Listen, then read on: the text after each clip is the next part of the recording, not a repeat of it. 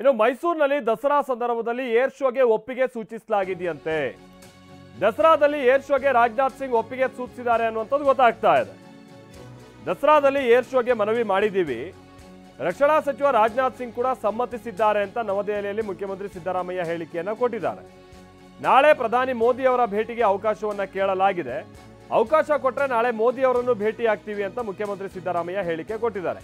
Okay, ಹಾಗಾದ್ರೆ ಎಲ್ಲ ಅಂದ್ಕೊಂಡಂಗಾದ್ರೆ ಈ ಬಾರಿ ನಾವು ಕರ್ನಾಟಕದಲ್ಲಿ ಮೈಸೂರು ದಸರಾ ಸಂದರ್ಭದಲ್ಲಿ ಮೈಸೂರಿನಲ್ಲಿ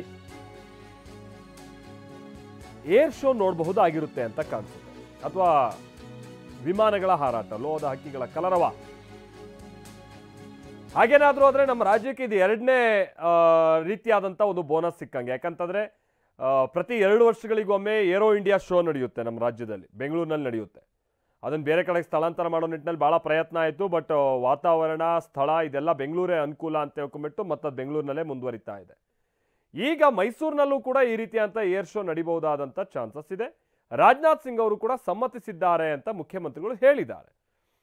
ಬಟ್ ಸ್ಥಳ, ಆಮೇಲೆ ಹವಾಮಾನ, ಜೊತೆಗೆ ಲಭ್ಯತೆ, ಅವರ ಪೈಲಟ್ಗಳು, ಜೊತೆಗೆ ವಿಮಾನಗಳ ಲಭ್ಯತೆ, ಇದೆಲ್ಲವನ್ನೂ ಅವರು ಕೂಡ ಗಮನಿಸಬೇಕಾಗುತ್ತೆ. ಅದನ್ನೆಲ್ಲ ನೋಡಿ ಅವರು ನಿರ್ಧಾರಕ್ಕೆ ಬರುವಂತ ಚಾನ್ಸಸ್ ಇದೆ. ಏರ್ ಶೋಗೆ ಕೊಡ್ತೀವಿ ಅಂತ ಹೇಳಿದ್ದಾರೆ. ಬಟ್ ಇನ್ನು ಉಳಿದ ಇದಕ್ಕೆ ಪಾಸಿಟಿವ್ ಆಗಿ ಉತ್ತರ ಕೊಟ್ಟಿದ್ದಾರೆ. ಇನ್ಯಾರಾದ್ರೂ ಕೇಂದ್ರ ಸಚಿವರನ್ನು ಭೇಟಿ ಮಾಡ್ತೀರಾ ಸರ್? ಬೇರೆ ಯಾರು? ಪ್ರೈಮ್ ಮಿನಿಸ್ಟರ್ ಕೇಳಿದ್ದೀನಿ, ಅವ್ರು ಕೊಟ್ಟರೆ ಭೇಟಿ ಮಾಡ್ತೀನಿ.